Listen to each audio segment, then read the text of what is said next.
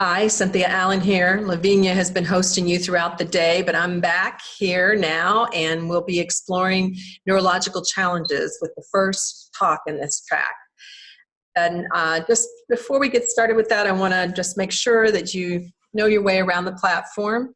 So if you look around, you'll see that there is a chat area where you can chat with each other. We aren't taking questions from chat right now, but your questions in the chat area, your conversation in the chat area will be used to help us as a jumping off point in tomorrow's panel discussion on neurological challenges. We do appreciate you going over there and chatting with each other, and Arlene Klein, our behind the scenes support person, summit coordinator, is there. She'll be introducing herself, and also she'll be sharing links as we go along to anything that might be helpful for you.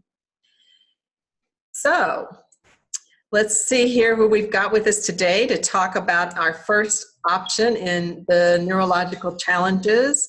Is Professor Susan Hillier. She is a researcher in the area of neuroscience and rehabilitation at the University of South Australia. She has her PhD in clinical neuroscience. She's a dean of research. She's got a private practice in the Feldenkrais method in Adelaide, and I think it's still Adelaide, correct? Yes. Yeah. She is a Feldenkrais trainer and is currently educational director for 2 different training programs, and as a dean of research has been published in several areas of research. So I'm very pleased to have her. I myself, Susan, get to work a bit with people with stroke and TBI, but you know, as a general Feldenkrais practitioner, we just tend to see a lot of different kinds of presenting issues. We don't get to see, we tend to be more generalists unless we're in a kind of setting like you're in, where people are coming in the door and already being funneled down a particular path. So it's really exciting for me to be able to chat with you, someone who has got a lot more experience in this particular area and background in education as well. So welcome. Thank you very much. Pleased to be here. Yes, so you're going to talk with us about neuroplasticity, stroke, and traumatic brain injury. I think this sounds like it's right down your alleyway. And maybe you could just start us out with this buzzword, neuroplasticity, and kind of give us a framework about what it is and what is it not. Yep, good question. It is a buzzword at the moment, has been for a little while, and I think really it's the way we can understand how learning happens in the brain. That's actually what neuroplasticity is. It's the kind of the way that the cells of the brain respond in order for us to learn. So it's not magic. It's not something, clearly it's not something new, because we've been learning for a long time. But it just means that we understand now the processes of learning, and we understand the processes of unlearning, and we understand the processes of learning in a not so good way. I mean, learning in itself is a sort of a neutral word, isn't it? We can learn good things and we can learn bad things.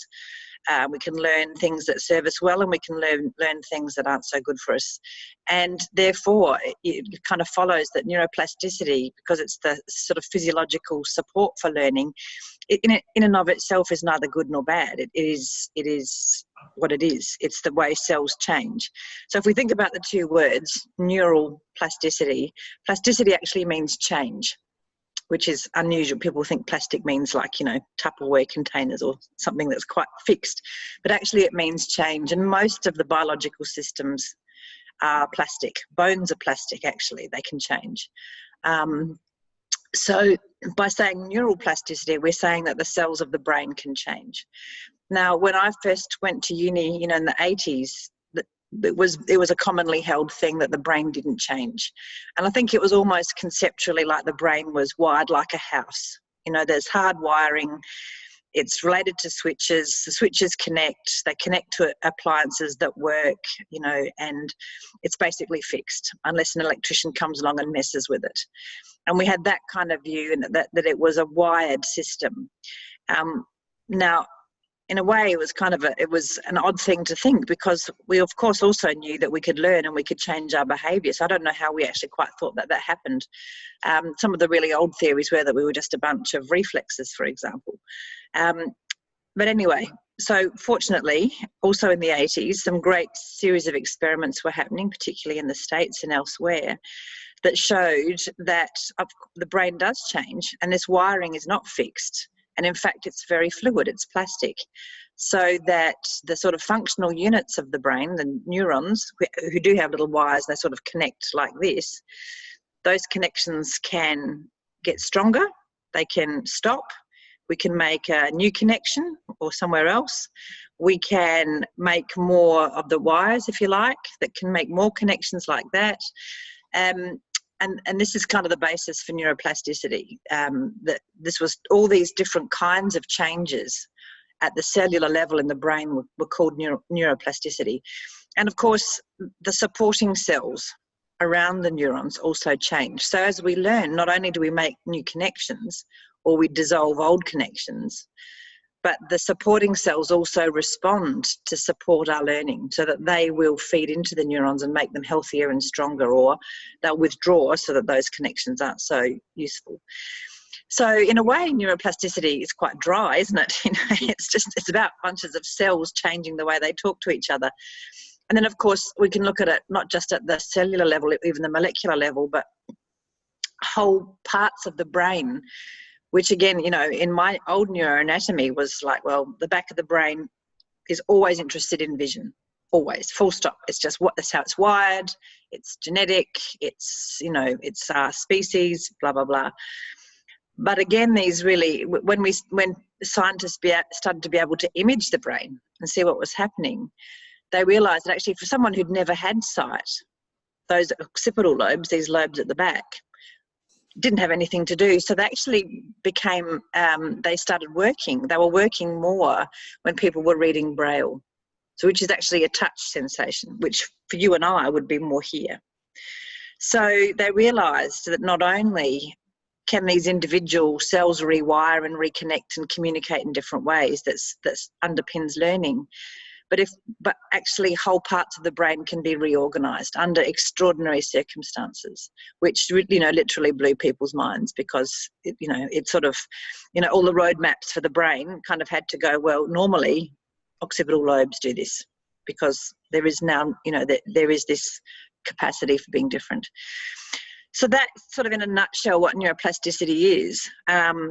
And like I said, we can learn things that don't serve us well. That's still neuroplasticity.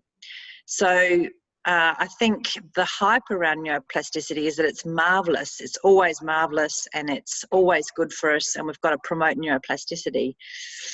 Actually, what we've got to promote is learning that serves us well, not learning that is not going to serve us well. I think that's extraordinarily key. I mean, and really you could even apply to the idea that you mentioned earlier, which is how did we actually come up with this idea that the brain was not adaptable? Yeah. Like something that got stuck in our thinking and we couldn't seem to grow out of it. Even though there was all kinds of evidence around us everywhere that at 20, people were still developing and changing. It wasn't, that's right. So it's very simple to get stuck thinking or stuck learning, which would be an example of neuroplasticity. You just get better at doing what you already do, whether it's good for you or not. Yeah, that's right. And I think that's where Moshe Feldenkrais was, as you say, we were stuck in thinking, well, this is what science is telling us, this is how it is. He wasn't stuck because he understood science at the time, but his observations didn't match that, because he could see that people could become stuck and they could become unstuck. And, and his sort of, observations that there's nothing so fixed about our beliefs that they are fixed. That a fixed belief that our beliefs are fixed is the problem. And so, all of his seminal teachings really speak to this issue that we can learn and we can change. So that's why I say, he prefaced neuroplasticity because he understood from his keen observations that absolutely we can change, and that we can continue to change throughout our lifespan in many different directions. So even though he had the science of the day, which said, no, we're kind of reflexive and hierarchical, his observation said something else is happening. We're actually learning machines. Yeah. Yeah. So this had to be, and I think it was or is still maybe in the process of revolutionizing how we address issues like stroke and traumatic brain injury. When I was first in the medical side of things, some 35 years ago, we really didn't think anybody was going to do much after the first year of stroke, for example. But pretty much as those first few months were really what they had. And if they couldn't galvanize themselves in that time frame, it was kind of tough luck. So what's changing about our approach now to, say, stroke?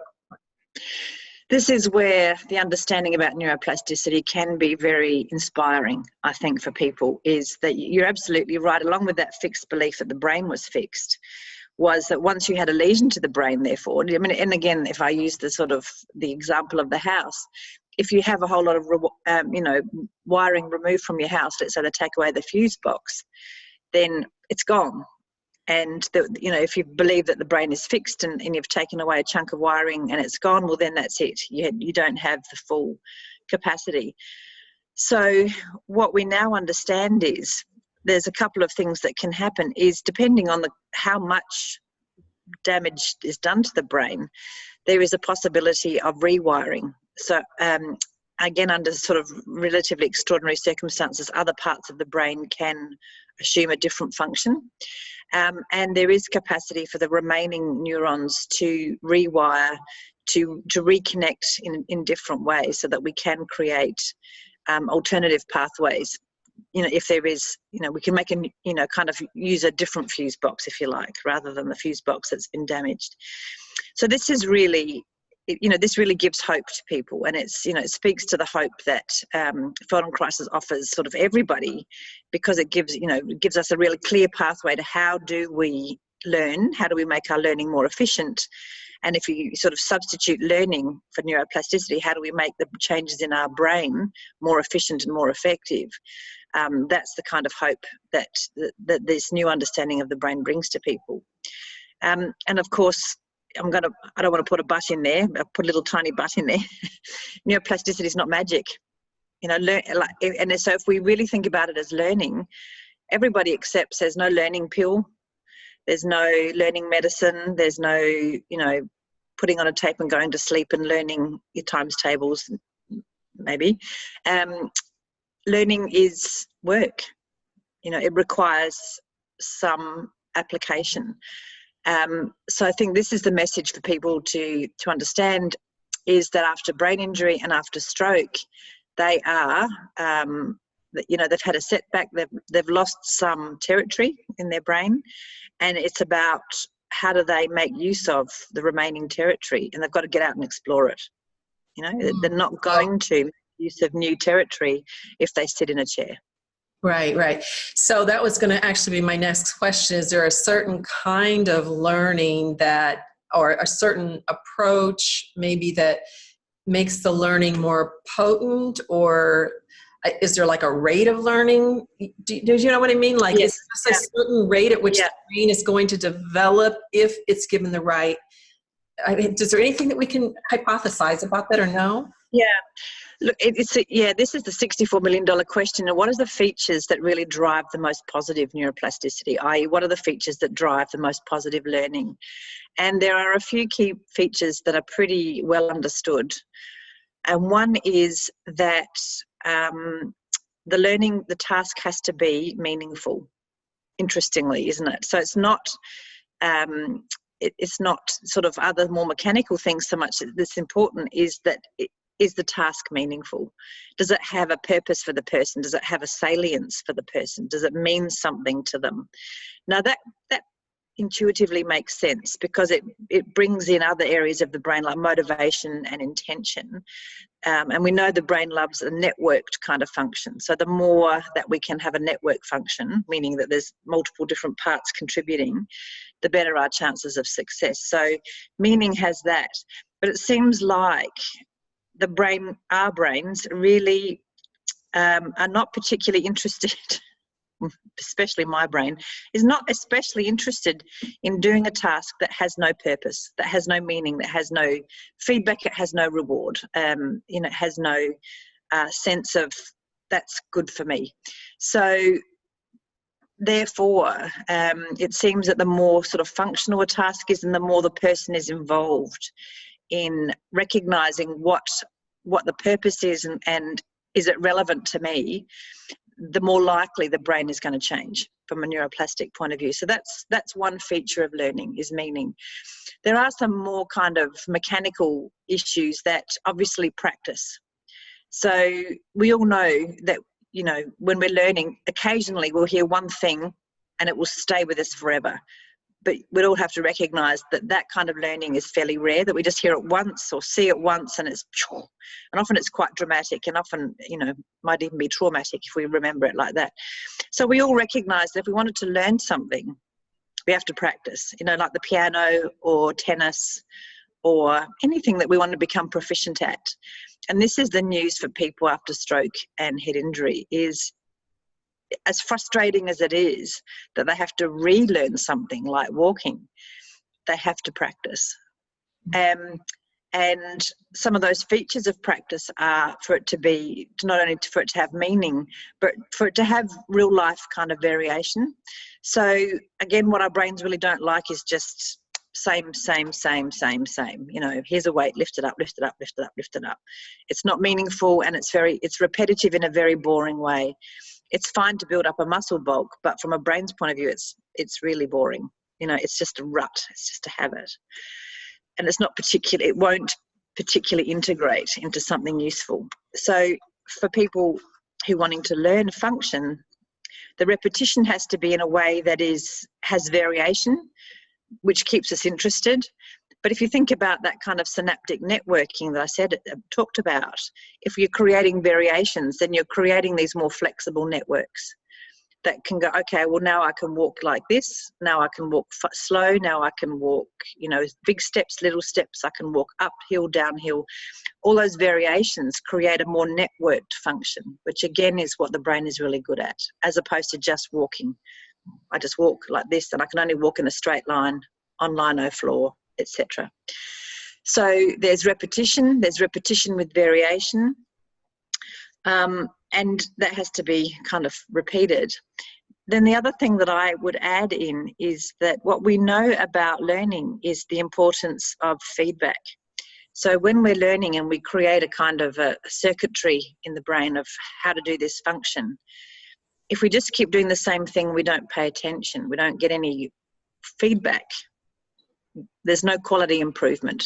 Any of you work in systems know that we're in, continuous quality improvement is kind of the buzz.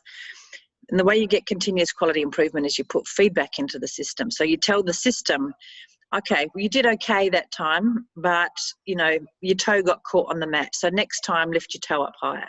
That's a very obvious piece of feedback. Or actually, you swung your leg through when you're walking, but maybe, the toes were pointing out and that didn't feel so good. Or something like this. I'm making sort of silly feedbacks that can be even more subtle. Are you suggesting that that's feedback that comes naturally to the person as opposed to feedback from someone else? Okay, yeah, the question. What I'm talking about is intrinsic feedback, which comes from the person. And after stroke and head injury, it can get disrupted because their sensation isn't particularly, it may be impaired, or their attention may be impaired, or they're getting sensations that are unfamiliar and they don't know how to interpret them. So your point is really valid, that in those situations they might need an external source of feedback, like a practitioner, a therapist, a teacher, something like that. So then they can go into quality improvement in terms of the brain, and those networks that they're creating can be continually upgraded and improved upon. Otherwise, what happens is that, if for people who are listening who have had a stroke or a head injury, or who work with people who've had those situations happen, is that movements get very stereotypical because there's no quality improvement, and the movements become very even more habitual and possibly inefficient, and they can look stiff. You know, the experience would be that the movement feels stiff and it feels inefficient and it feels awkward and clumsy. And they're all the hallmarks of not having this kind of feedback loop. So that's another key aspect of keeping the upgrading and the changing of the brain heading in a positive direction. Mm-hmm. Yeah, and it really strikes me that you know, at least in my experience, the issues around motivation and feedback, so both of those things seem to be particularly at risk in brain injury. So a person may not be motivated to do much of anything, and it can be difficult to help them become motivated. It would be better for intrinsic motivation, but sometimes it can't be, and there's more of a kind of a forced therapy, I guess, for lack of a better word, because you know then if you can get them past a certain point, that they'll start to get some intrinsic feedback. Yeah. And then also just the whole issue of being able to develop enough gradation that you can tell the difference between different kinds of sensation and movement is challenging. Very, very. And I think then there's a lot of messages that happen when people have damage to their brain. And one of them you mentioned earlier, which is this, well, you know, whatever you get back in the first couple of months, that's what you get back. So that's what we would call spontaneous recovery. It happens anyway. That's not especially neuroplastic. It's you know, the swelling in the brain resolves, blood flow, you know, resumes as much as it's going to do, etc. And that message is still out there. You know, there's still practitioners in hospitals, acute settings, who are giving that message out, and it is in general culture. So I think, you know, that when you say to people after stroke and head injury can lack motivation, there's two aspects to that. One is that it might be part of their brain damage, that the parts of the brain that actually we use for motivation and self-efficacy and so forth, and internal drive, can actually be damaged. And that is, as you say, really difficult, because then, in a way, the people around them have to take on that function. But I also see another group of people whose motivation drops because they are beaten by that message, by that hidden message that brain damage is damage, and that's it. The fuse box is gone, and it's basically put up your clogs and, you know, get on, you know, withdraw. So, and how to tease those two things out is quite difficult. And for those of us, you know, working with these people, it's, you know, we can have a guess about which it is, but I mean, our job is to provide reassurance and try and counter the cultural message that damage is done. And if there is a depression or a you know, some more sort of mental health status that is leading into the lack of motivation and initiation, is to address that. And if it is a really, you know, primary sort of loss where their drive really is quite impaired, finding tricks and strategies to deal with that, just like we would finding a way of moving, you know, seeing that as okay, this is a bit of a challenge, you know, something will motivate you, you know, food.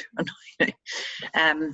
So yeah, it's not without its challenges, but I mean, my sort of view is that, I mean, we all deal with these issues. It's just when you've had a head injury or stroke, they're kind of magnified. So I think it's really interesting for us to reflect on our own motivations and our own intentions, and to understand that they are quite fluid as well. You know, how do we deal with those sorts of issues? Absolutely, and it's difficult, I think, unless you have a challenge which is likely to affect you the rest of your life, to understand what it's like to try to learn to deal with that. And you're not even getting to deal with it with your full brain anymore. You have now part of it to deal with. The rest of it is trying to reroute itself and come to the fore. Yeah. I think that your point that the message is still out there, it's disappointing because it's not like brand new research, but it's very difficult to change a cultural belief, and that it can be sometimes generations, and it doesn't. Absolutely. Healthcare is no exception to that. It's its own culture as well as. Yeah. Yeah, I think probably the third thing is, and I'm not so sure how this is in the States, it's getting better here in Australia, but there's still a stigma about disability, and people still feel shame and embarrassment about having a disability. Walking with a big limp, having an arm that doesn't work, having speech that's slurry, having one side of their face not working, or these kinds of things. And it's getting more subtle, but it's just because it's more subtle now doesn't mean it's not there. And finding a way to help people, develop that kind of self-compassion for themselves, and actually also modelling from a societal point of view that there's nothing shaming about having a disability. It's a hidden shame. And maybe we wouldn't use that language first up, but it doesn't take too long for me, having worked with somebody, where eventually it will come out that they just feel embarrassed about the way they look.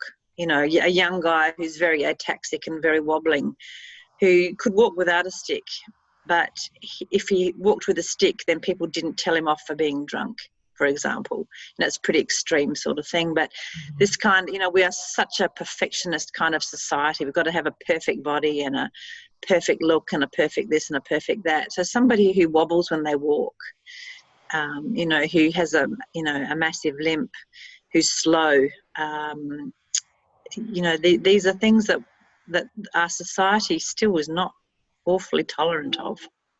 No, that's certainly true in the United States as well. I agree that it's better. I suspect that there is an intrinsic human need to feel very biologically valid. Yeah. And so when we don't feel biologically able to survive on our own, it probably has a tendency to lead toward shame, even if you didn't have a culture that was magnifying it. But most of our cultures do indeed magnify it. And even just my suggestion for trekking poles for people to get extra exercise whenever they don't have problems. Or we took them, my husband and I took them to Mexico, and we're able to get around a lot more on uneven surfaces, a lot longer. But, people commented on them a lot, and they weren't really nice comments. So you kind of go, okay, like people really got a vested interest in everybody looking, acting, being the same. If someone does, they're bothered by it. And I suspect it's all part of the same thing. That's the old cultural tendency to sort of call the herd and those kinds of things. Yeah. I think that's when I, when in my training in the late 80s, and we were watching Moshe Feldenkrais giving FIs at Amherst. And that's what really struck me, is that when he worked with the little children who had cerebral palsy, really obvious disabilities in their movement, he genuinely saw what they were doing well. Whereas, as you say, we're kind of glued into seeing what people can't do, and how badly they're doing, they're limping. We see the limp and we see all this sort of negative, the deficit stuff. Whereas he would talk about, or even his sort of chance comments about people in the room, that he genuinely saw people as individuals in their potential. So it's not like he didn't see the limp but he could see that given, what they had neurologically, especially the little kids, when they were doing a marvelous thing, when they were really being intelligent with the way they were using their bodies, given what they had. So it's that kind of, this is a challenge for us, is how do we do that? How do we see an individual and see them in their own right without sort of judging them against, Thor, or whoever's got the perfect physique and the perfect movement, and see that for them in their situation, given what they've got, they are doing a marvelous job.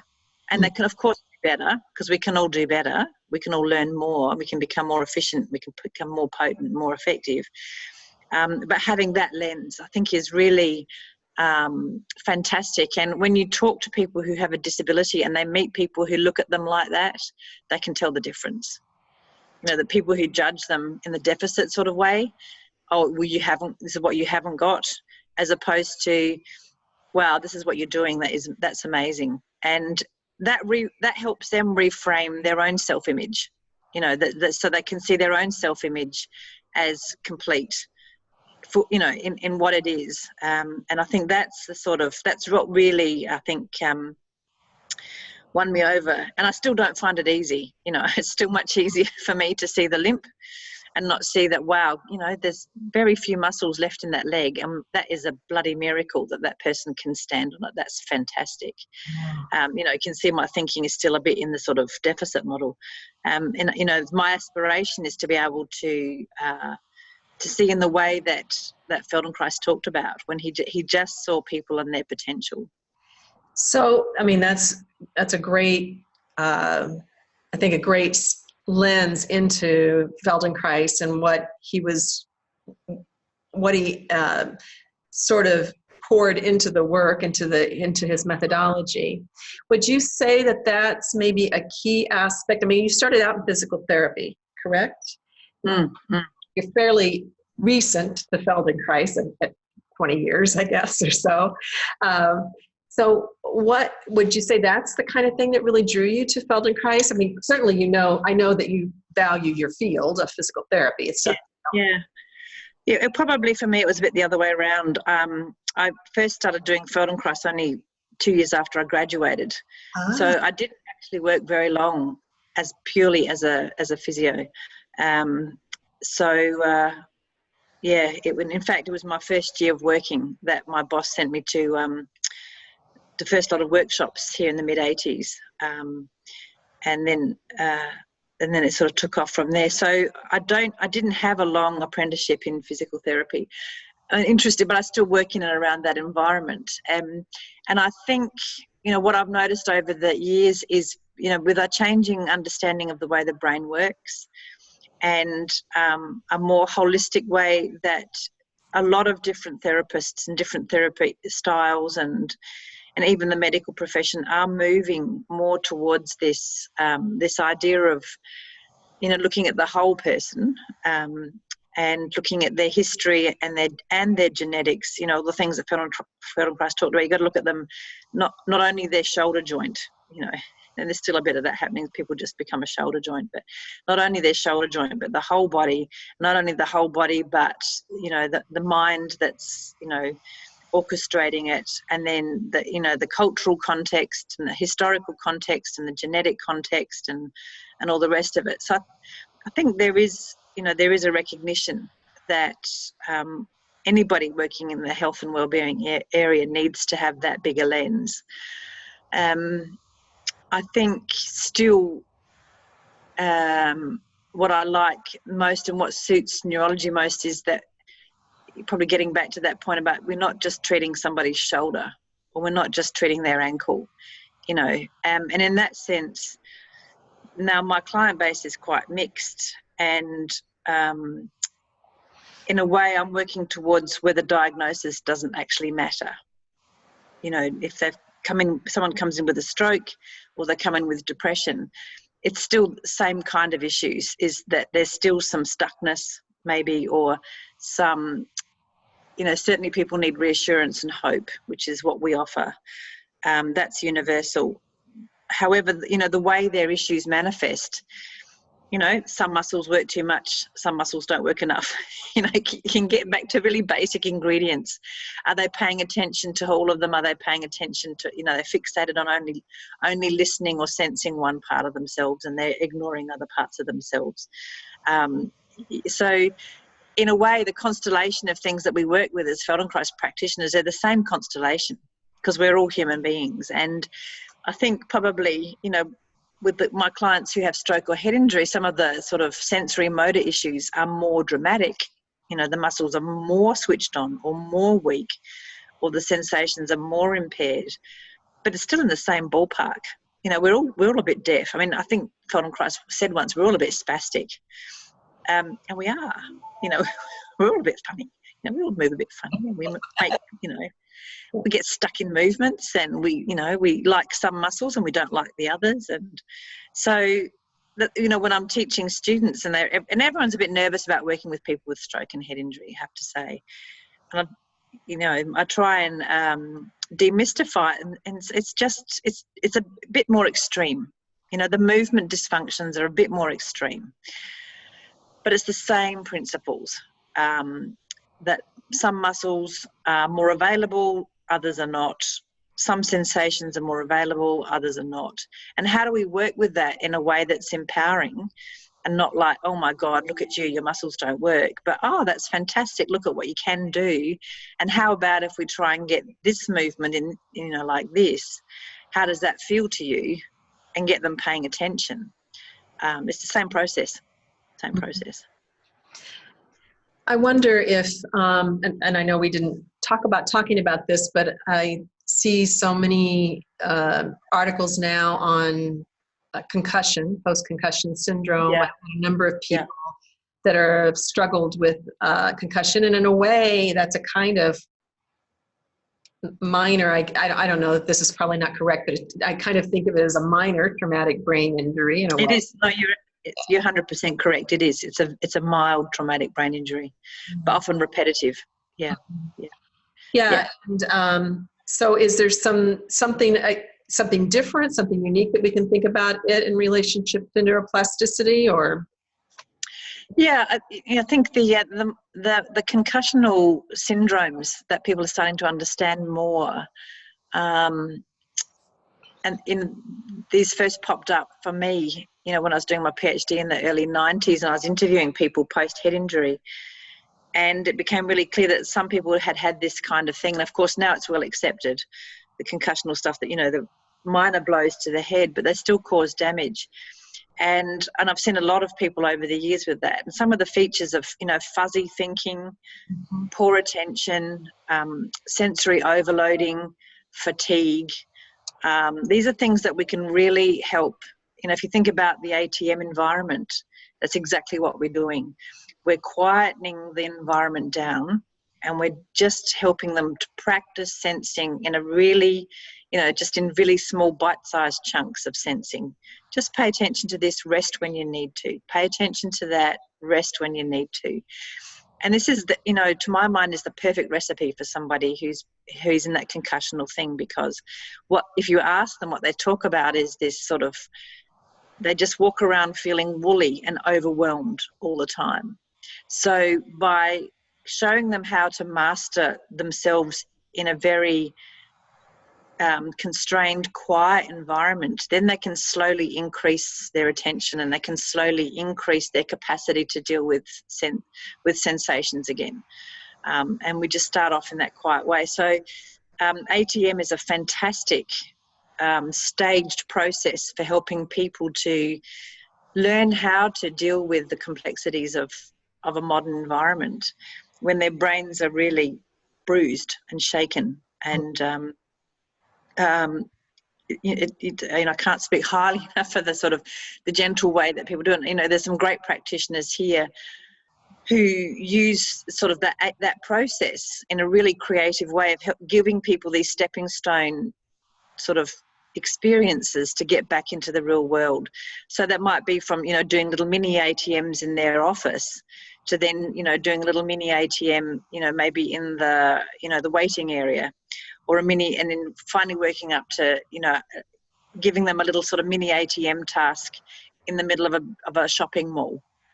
Do you see what I mean? So that you just stage them back into using all those principles of directing your attention, keeping your nervous system quiet, and actually inhibiting and then selecting what you would pay attention to, controlling, you know, how long you pay attention, etc.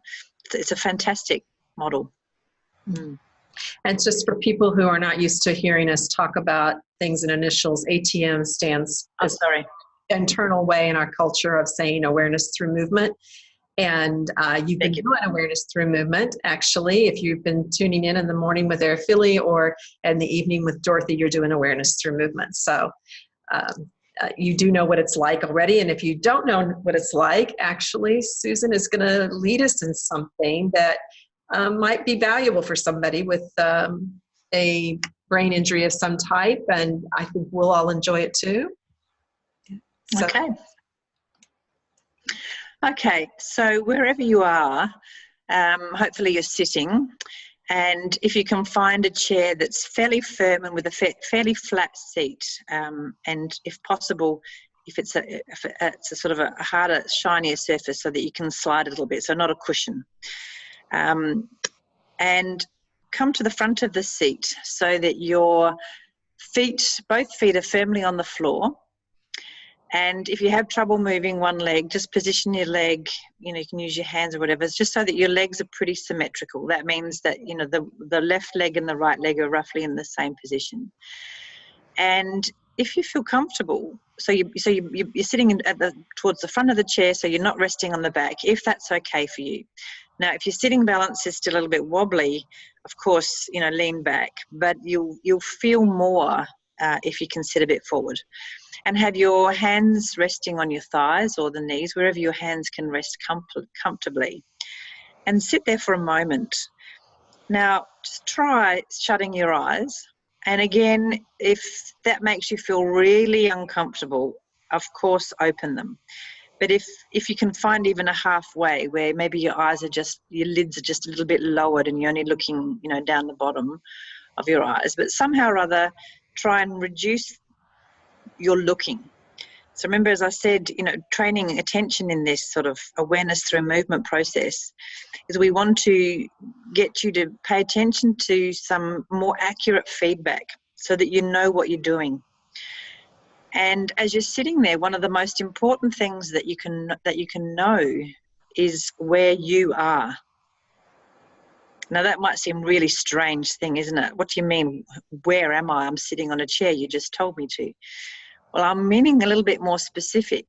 So you know that your back is now straight and you're not leaning on the chair. Well, how do you know that? What are you sensing that tells you that you're sitting upright?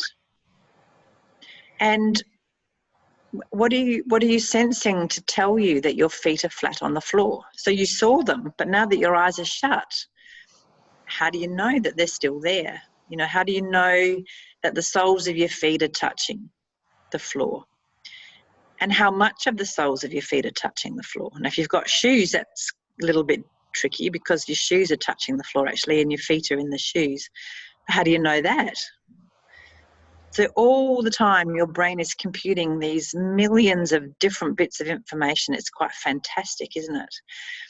So now I told you, I asked you to put your hands on your thighs or your knees. How do you know they're there?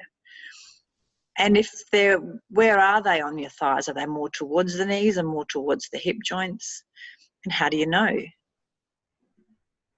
Can you sense whether your elbows are bent or are they more straight? This could be really hard. So compare the right elbow to the left elbow. And for some of you, one will be quite clear. It'll be almost like the lights are on and you can see really clearly in your mind's eye, that is. This is not looking, this is sort of your mind's eye, the sort of your body sense.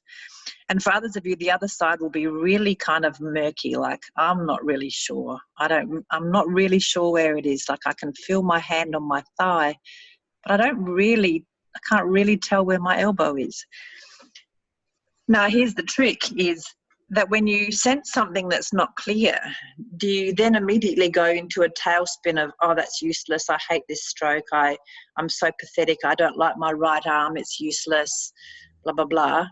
That's an emotional response. And I'll just quietly tell you, it's a kind of waste of time for learning. And it's a waste of time from a brain point of view because you're just making an emotional network that's not going to help you. So if your mind is doing that, just go, Go back, sit in the back corner and let me get on with my sensing. And go back to your right elbow and go, okay, that's really interesting. I'm actually not quite sure where my right elbow is. I may be a little bit sure about my right shoulder. Where do I get sure and where am I not so sure? And that's really interesting. So this curiosity thing, which I didn't mention before when we're talking about the features of neuroplasticity, but this curiosity thing is so important for our brains, because it's like our brains are then seeking out new connections. That curious kind of, like a dog sniffing the air. Get curious. It's really, really a key ingredient for this ability for the brain to change. Okay, and now let's ask another tricky question. If I asked you, are you sitting more on the right side of your bottom or the left side of your bottom? Would you be able to find an answer? Or would you just go, that's a stupid question? Well, maybe it is a stupid question, but could you find an answer anyway? And maybe that would be that you had to move a little bit. What would it be like to put more weight on your right hip, your right buttock? How do you do that? How do you know you've done it? And then put a little bit more weight on your left buttock. How did you do it? Which is your favourite? And it's fine to have a favourite, but like any parent, you've got to pretend you love all your children equally all the time, don't you? So how would you pretend to love both buttocks? How could you go from one to the other easily so that they don't know that you've got a preference? Okay, now you might need to rest back in the chair again. That's fine. And if you need to open your eyes, that's also fine. And let your brain just let it roam. Take it off the leash a little bit. Maybe while you're there, you can just quietly notice your breathing or something a little bit different. It's pretty intense, isn't it? Concentrating on these little tiny things. So give yourself a break.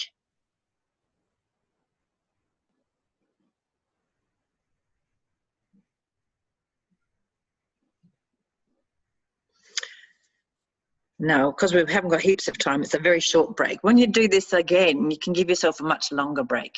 And actually, it's kind of interesting for you to feel, how do I know when I'm ready to do more? That's a really good question. But for now, come back to the front of the seat and sit up again so that you're not leaning. Have your feet flat on the floor and your hands on your thighs. Now this time, again, if your eyes can be closed, that's terrific.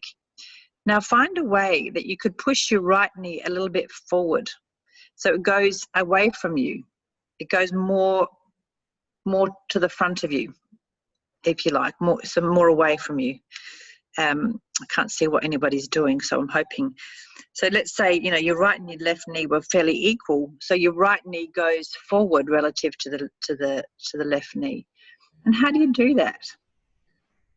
So there's lots of different ways you can do it. And I'm going to, be quite frustrating for you and not tell you how to do it. I want you to work out how you can do it. So experiment, be curious, make a few boo-boos, it's fine. The brain loves boo-boos, it loves mistakes. It's the way we find the best connections. The worst thing is to fluke the best thing in the first place. You want to make a few mistakes, it's far more interesting. And notice as your right knee goes forward, what happens in the rest of your trunk? What happens to the front of you? So for some people, what you'll start to notice is as the right knee slides forwards, actually the back of the right hip is also moving forwards, and you might feel a little bit of a sliding on the chair.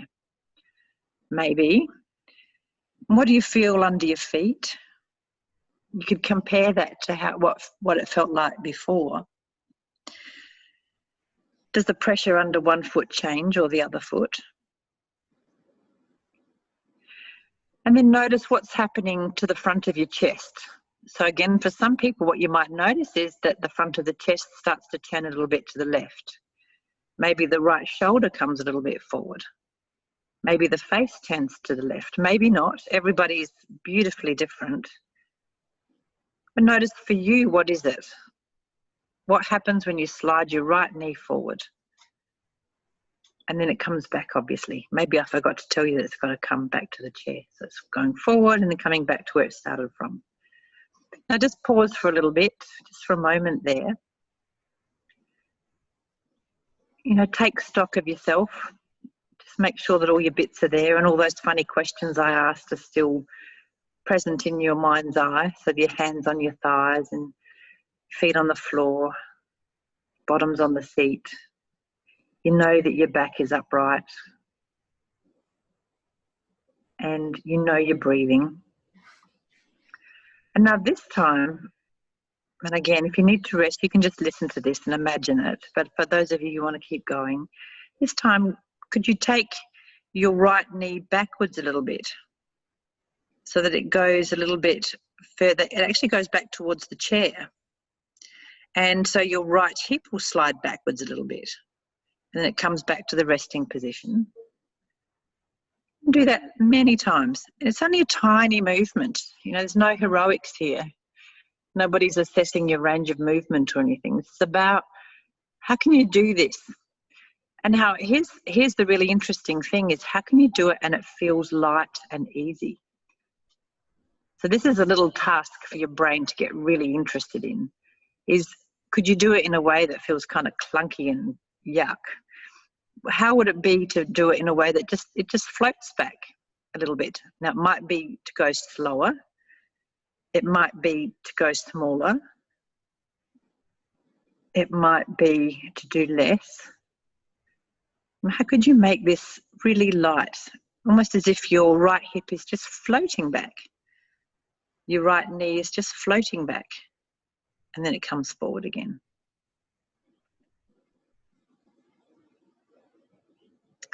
And now begin to broaden your attention out. So you're probably attending a lot to the hip and the knee. Could you now pay attention to the hip and the knee and what's happening under your feet? And what's happening in your chest? So maybe you find you're turning a little bit to the right. Your shoulders turning? Maybe, maybe not. Is your face turning? Again, maybe not. You might be staring right ahead. It's fine. This is an exercise in knowing what you do, getting to know yourself. That's it. And rest. Have a lovely rest. You can lean back on the chair. Now, as you're leaning back, maybe just keep your eyes shut. I'm a bit mean, aren't I? I said rest, and here I am talking to you again. Now compare the right side of you and the left side of you after this funny little set of movements. Now for a lot of people, you'll feel different on the right and the left. Now remember, cunningly, I got you to sense the right and the left buttock and the right leg and the left leg and the right arm and the left arm before we started. Do you remember what you felt at the beginning? And now can you compare how you feel now? Now, if you're very sort of right-sided dominant, let's say, before, you might feel even more right-sided dominant. If you're very left-sided dominant before, now you might feel more equal, or you might feel no change. And they're all perfectly reasonable responses, and I can't tell. It's only you can tell, because you're the expert of you, and this is a process where you learn to be even more of an expert of you. So notice for you what the change is, because it completely depends on how you started out. And if you can't feel anything, then you get really curious and say, this is really interesting. Actually, I'm really interested to practice sensing myself, because actually I've got no idea. And that in itself is really interesting. So whatever you notice is grist for the mill. It's something to get curious about, and something to come back to and go, okay, this is a challenge. This is something I want to know about. You know, it's like if you're learning to play the piano and someone gives you a piece of music, you make a dog's breakfast of it first. You can't play, but you go, but it's going to be fantastic. I really want to persist. This is really worth it. Okay, so that's just a little 10-minute exploration, and I've been quite mean, and we've just done it on one side. If you'd like to do it on the other side, go ahead later. So remember, it's just very simply sensing where you start. You start from where you start, and just doing a little leg slide so slowly and so mindfully, and you become fascinated with yourself. Hmm. Okay. Well, you kind of chose the mother of all movements for someone with a stroke. Yeah. Probably a traumatic brain injury as well, because normally people come to me after they've been dismissed from physical therapy. And so they are walking, but they can't do this movement. Yeah. Yeah. It's really hard. It's so, you're right. It's such a foundational movement. And for some people listening, it may be enough to simply shift your weight from one side to the other and imagine the legs sliding forwards and backwards. Mm-hmm. And in fact, you know, as I kind of alluded to, even sitting on the front of the chair is hard work. It is. So this is about the learning, is that we can jump straight into some really big grand movement, but in Feldenkrais we understand the big grand movement, you know, walking or standing up or something, but we will make the learning easier in little bite-sized chunks, and look at some of the components.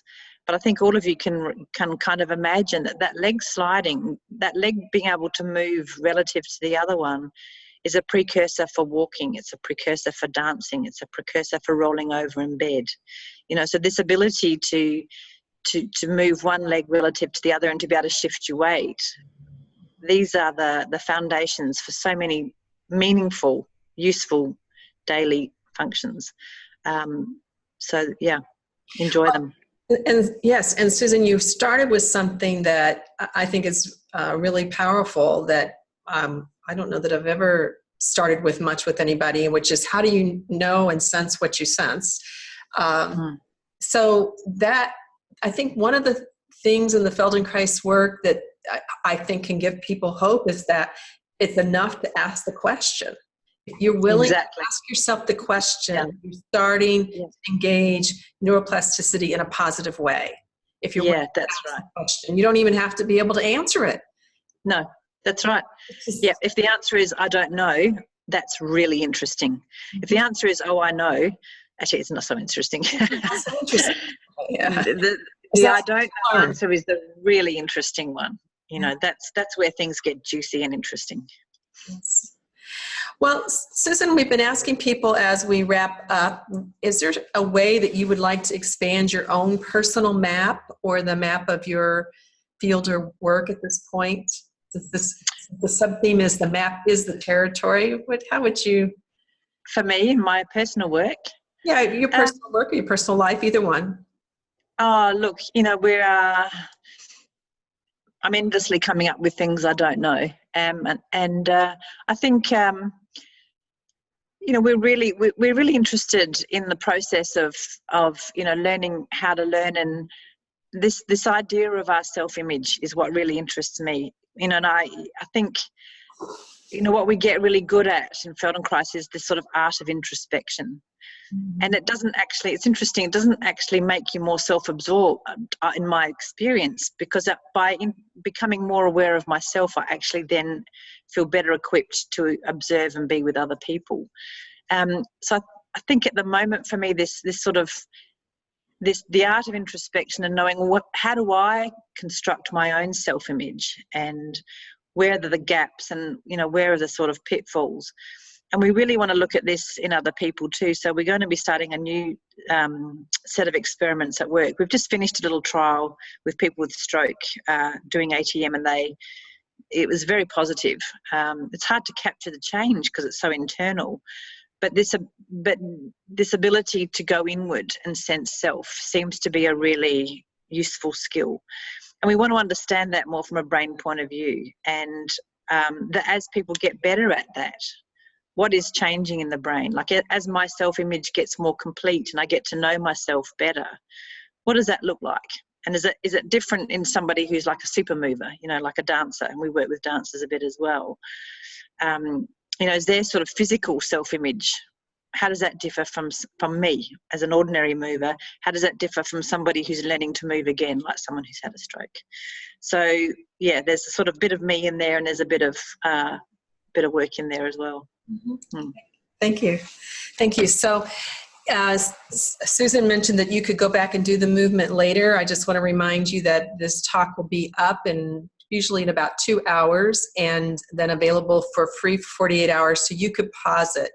there was several times in there that I know if I were teaching this to someone that had a stroke in front of me, I would have taken much longer pauses. It's just hard to do that here. So please go back, re-listen to it, take your time. If you're working with someone, helping them, really give them plenty of time in between. It's quite exhausting work to pay attention to yourself when you've never really been coached in that way. It's a big skill to gain. It's a great skill. Yeah. And so you have that capacity to replay it over the next 48 hours. Right after this, we're going to have a lovely evening awareness through movement lesson with Dorothy Hennig. I believe all the lessons that she's teaching would be fantastic for someone with a stroke. They're all audio lessons. They're all deeply relaxing, and they're meant to be able to be done even in bed if you need to do them in bed, and to quiet your mind, but still have some small aspects of exploration and curiosity and differentiation. So I highly encourage you to tune in for Dorothy. Tomorrow morning at 6:30 a.m., Arafili, I'm going to try to practice my positive neuroplasticity. Nikolakapoulou. I've been practicing it for 2 weeks. Nikolakapoulou, that's what I'm sticking with, maybe. Is also got another morning lesson for us, which actually you're in Australia, of course, Susan. So this is reversed. You're having these in the evening. And then at 8 a.m., we will continue exploring neurological challenges with Cindy Allison from New Zealand, who's going to be talking about working with people with spinal cord injury. So we've got a lot more coming up. I want to also thanks so much. Thanks, Susan, for being with us today. We really appreciate it. It's a wonderful, relaxing, interesting conversation. I'd love to come over and spend time with you, because I'm sure you've got a lot going on. And I think you have 2 trainings coming up, one in New Zealand and one in Australia, that are Feldenkrais. Yeah, we've got 2 in Australia, yes. They're sort of in the eastern seaboard. One's they're just over halfway through, and the other one just started in February. Yeah, and then there will be another one in New Zealand. We're starting it. So I co-direct with a marvellous colleague of mine, Zoran Kovic, who is has a dance background. And in Australia, our organiser, Jenny Evans, is a fantastic Feldenkrais practitioner as well. So we love working together. It's a great team, and we look forward to anyone ever wanting to visit. Yeah, and I don't have your website. Where would people find out information about those trainings? So that's Feldenkrais, Feldenkrais Institute, I think it's called. So it's very naughty of me. I don't have it actually here. I'll tell you what, we'll get it put on her speaker page. So if you go to feldenkrais.com, you click on her name, within a couple of hours, we'll have it up on her speaker page so that you could explore those trainings. If a Feldenkrais training is calling to you, you probably have some kind of an arrangements where people can call in and talk to one of you or explore. Yeah. Jenny Evans is really fantastic at having a chat and talking people through. She's run many trainings, so that's great. Good. Okay, so thank you so much, and we'll see you all tomorrow morning, or if you're in Australia, we'll see you tomorrow night. And thank you, Susan. Thanks, Cynthia. Thanks for the opportunity. Bye-bye. Bye.